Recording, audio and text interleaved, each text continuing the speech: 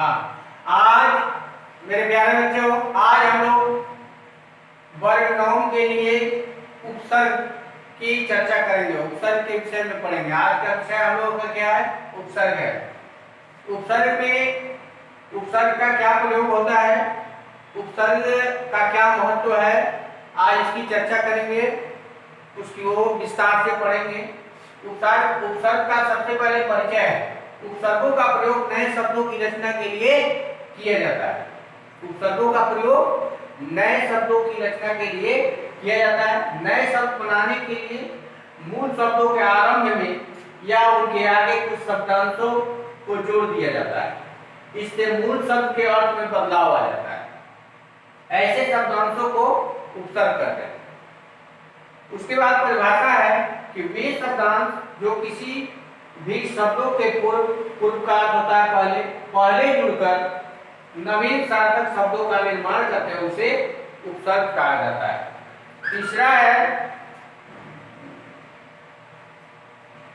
तीसरा आपको है कि भाषा के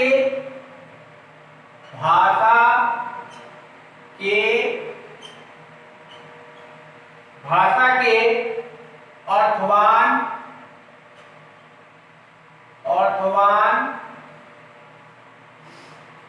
छोटे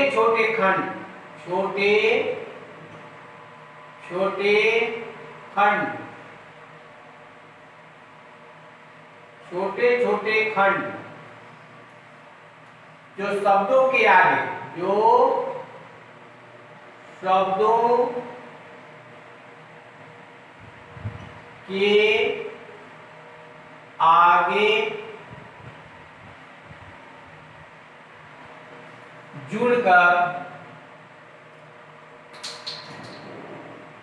जुड़कर नए शब्द बनाते हैं, उसे उपसर्ग कहते हैं।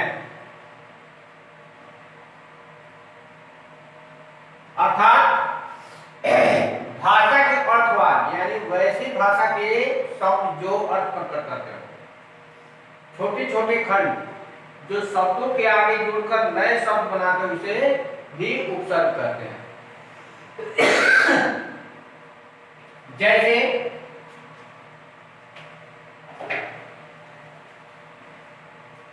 जैसे उदाहरण के लिए देखेंगे। उदाहरण सबसे पहले हम लिखेंगे मूल शब्द।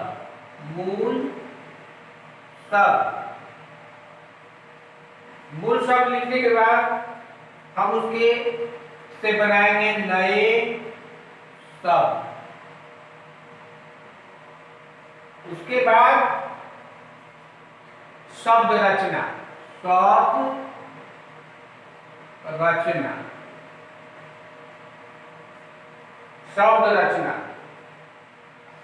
सबसे पहले यहां मूल शब्द में लिखते हैं हम योग,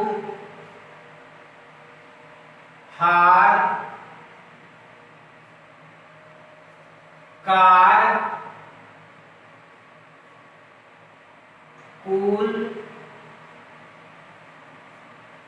अब जो है इससे बनेगा प्रयोग। प्रयोग के बाद आहार, उसके बाद अधिकार,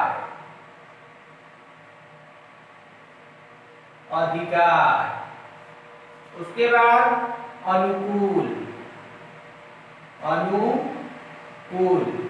अब इसकी शब्द रचना क्या होगी? तो शब्द रचना होगी इसकी ऐसे, जैसे योग है तो इसमें प्र उपसर्ग हो गया प्लस योग हो गया, ये शब्द रचना है। प्रयोग प्र उपसर्ग है, योग मूल शब्द है। अब जैसे ये है आ उपसर्ग हो गया और हार मूल शब्द हो गया, तो आहार हो जाएगा। उसी तरह अधि उपसर्ग हो गया, और इसमें कार मूल शब्द हो गया। उसी तरह इसमें है अनु उपसर्ग हो गया और कुल शब्द हो गया। ये इसको शब्द रचना करते हैं। और इसी तरह से हम लोग आगे बढ़ेंगे उपसर्ग में। उपसर्गों की और विशेष रूप से चर्चा करेंगे, विस्तार से चर्चा करेंगे।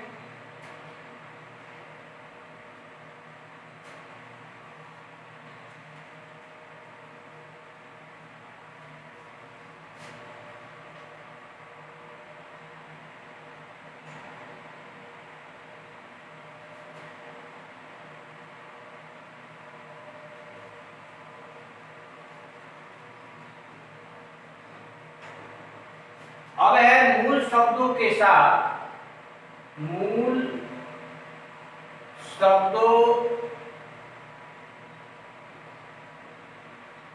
के साथ, मूल शब्दों के साथ उपसर्ग का प्रयोग करने से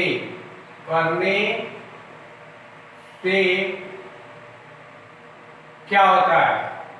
तो पहला स्टेप होता है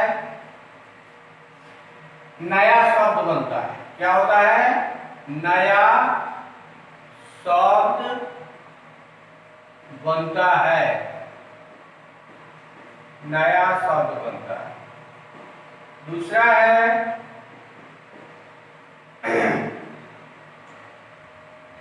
मूल शब्द के अर्थ में बदलाव आ जाता है।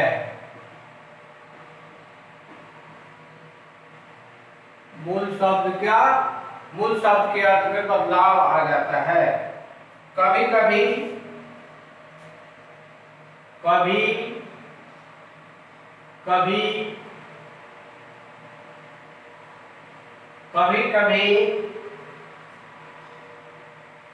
अर्थ में बदलाव न आकर अर्थ में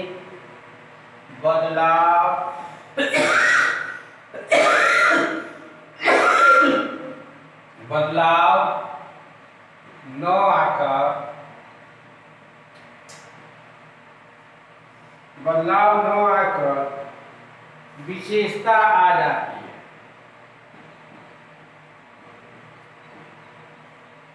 आ जाती है।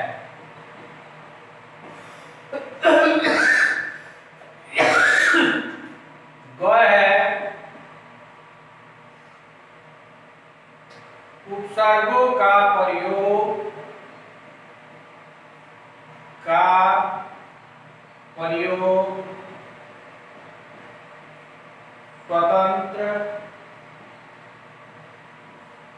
स्वतंत्र अर्थ में नहीं किया जाता है। नहीं किया जाता है। उपसर्गों का प्रयोग स्वतंत्र अर्थ में नहीं किया जाता है। तो मूल शब्दों के साथ उपसर्ग का प्रयोग करने से क्या होता है? नया शब्द बनता है। मूल शब्द के अर्थ में बदलाव आ जाता है। कभी कभी अर्थ में बदलाव न आकर विशेषता आ जाती है। उपसर्गों का प्रयोग स्वतंत्र अर्थ में नहीं किया जाता है।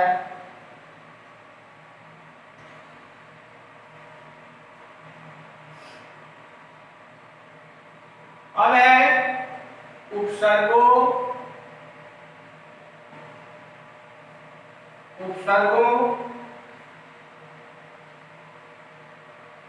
के प्रकार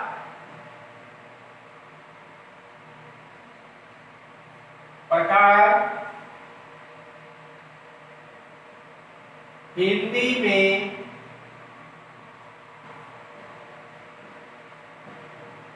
चार प्रकार के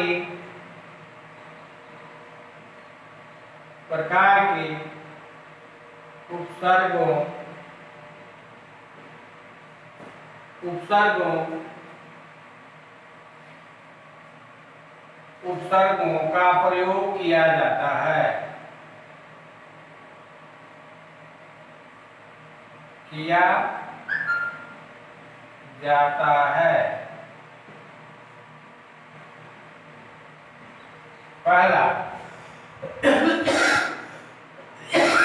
पहला है संस्कृत के उपसर्ग।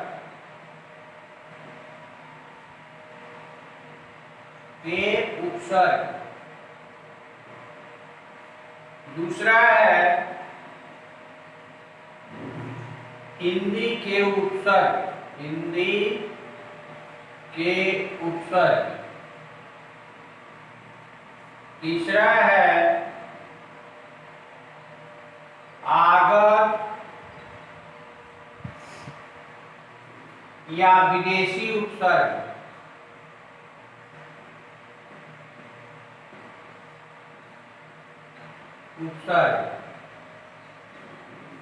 चौथा है उपसर्ग के समान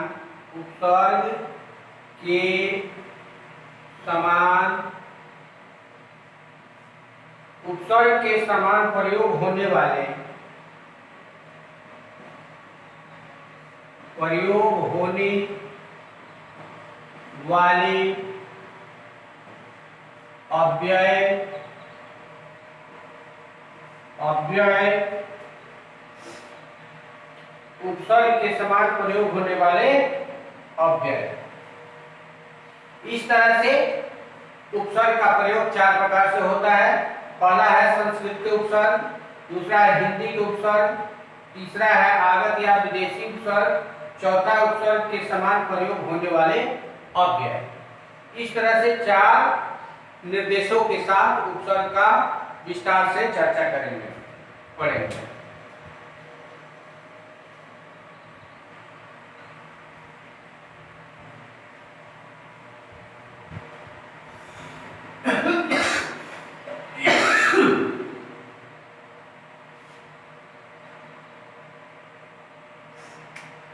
सबसे पहले संस्कृत के उपसर्ग।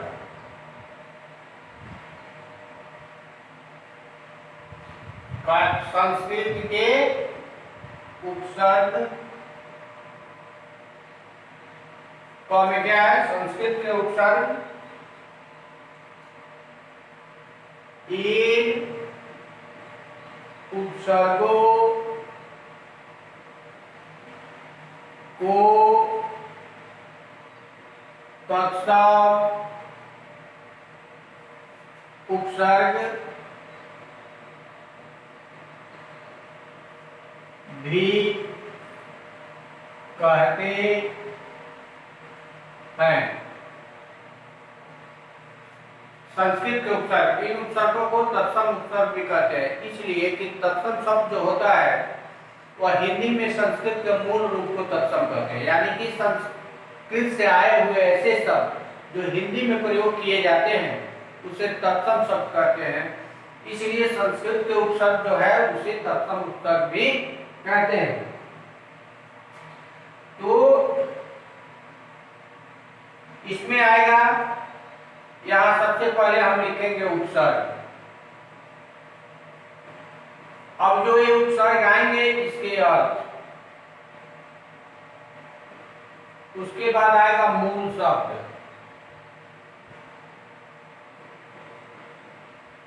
और इससे बनेगा नया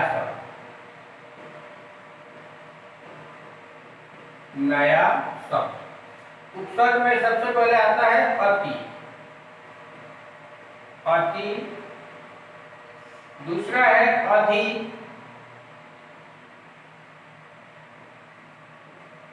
अनु,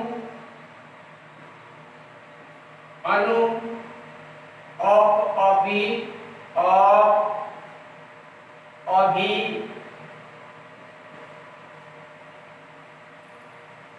औ आ ऊत उपदूस उप दूस दूर। इस तरह से हम उपसर्गों की सूची बनाएं। पहला है, दूसरा है, तीसरा है, चौथा है, पांचवा है, छठा है, सातवां, आठवां, नौवां, 10वां और 11वां। इस तरह से 11 उपसर्ग मैंने लिखा और इन उपसर्गों का अर्थ लिखा जाएगा। अति का अर्थ होता है बहुत अधिक, बहुत अधिक, बहुत अधिक। इसका होता है ऊंचा या कहें श्रेष्ठ, श्रेष्ठ। तीसरा है अनु, पीछे, पीछे या कहें बाद में, बाद में। अब का अर्थ होता है अनुचित, अनुचित, अनुचित। उसके बाद है अभी, अभी क्या होता है सामने, सामने। उसके बाद है औ, इसका होता है हीन। उसके बाद है आ, इसका होता है समीप, समीप। उसके बाद है उत, उप, उप का अर्थ होता है निकट।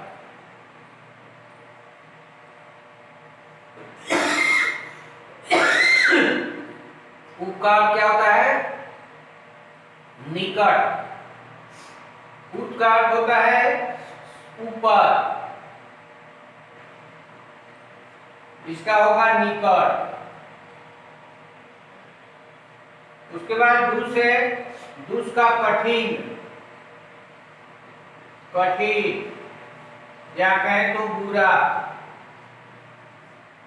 और दूर का अर्थ होता है बुरा।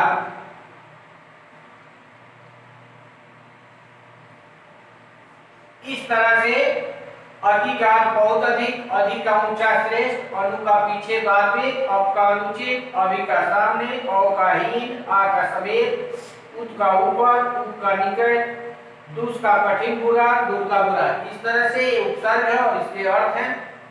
अब हम क्या करेंगे, यहाँ मूल शब्द लिखेंगे। मूल शब्द लिखेंगे तो यहाँ मैं लिखता हूं अति है तो यहाँ लिखे वृष्टि। वृष्टि का अर्थ होता है वर्षा, वर्षा। तो इसमें अति और वृष्टि मिलाने से क्या बनेगा, अति वृष्टि। अति वृष्टि का अर्थ हुआ अधिक वर्षा, बहुत अधिक वर्षा का होना अति वृष्टि। इस तरह से अधि है तो यहां हम करते हैं कार, तो बनेगा अधिकार।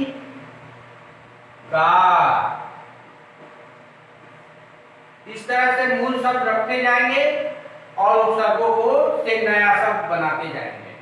यहाँ है अनु, तो यहाँ मैंने लिखा गमन, बनेगा नया शब्द अनुगमन, अनुगमन यानी पीछे जाना।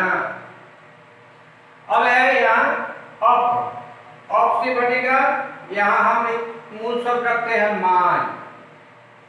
इसका अर्थ हो जाएगा, मान का अर्थ प्रतिष्ठा होता है, यहाँ आप मान का अर्थ होता है प्रतिष्ठा, प्रतिष्ठा। तो यहाँ पे क्या हो जाएगा, अपमान, नया शब्द बनेगा अपमान।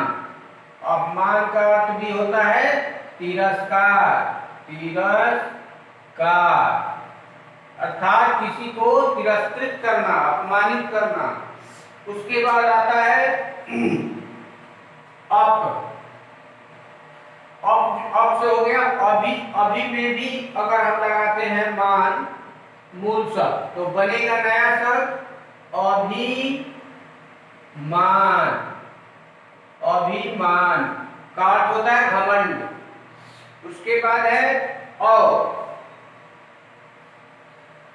अब यहां हम मूल शब्द में रखते हैं गुण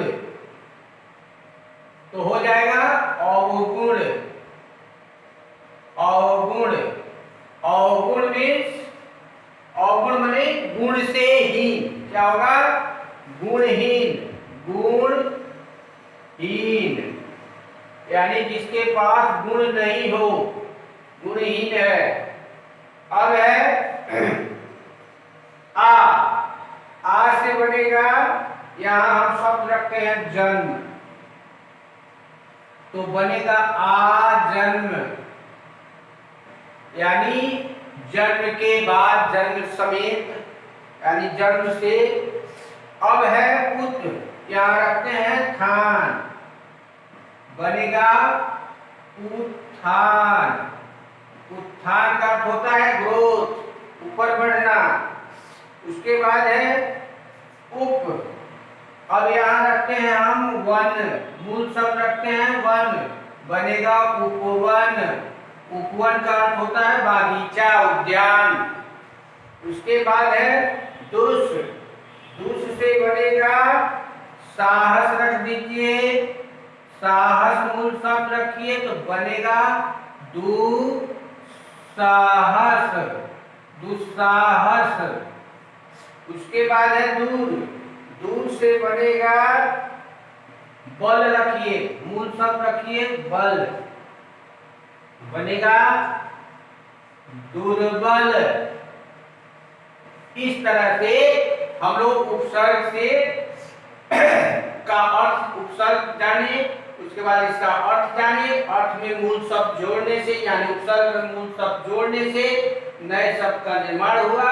जो नया शब्द बनता है वो अर्थवान होता है, वो अर्थ प्रकट करता है, वो भी सार्थक अर्थ प्रकट करता है। इस तरह से हम लोगों ने संस्कृत के उपसर्गों के बारे में जाना। और भी है संस्कृत के और भी उपसर्ग हैं जो अगले कक्षा में, अगले वीडियो में मैं बताऊंगा। और किसी प्रकार का मेरे प्यारे विद्यार्थियों, किसी प्रकार का अगर इसमें आपको समझ में कोई चीज बातें नहीं आती हैं तो मेरा कांटेक्ट नंबर दिया गया है। इस कांटेक्ट नंबर पे फोन करेंगे और विस्तार से इसको जानने का प्रयास करेंगे।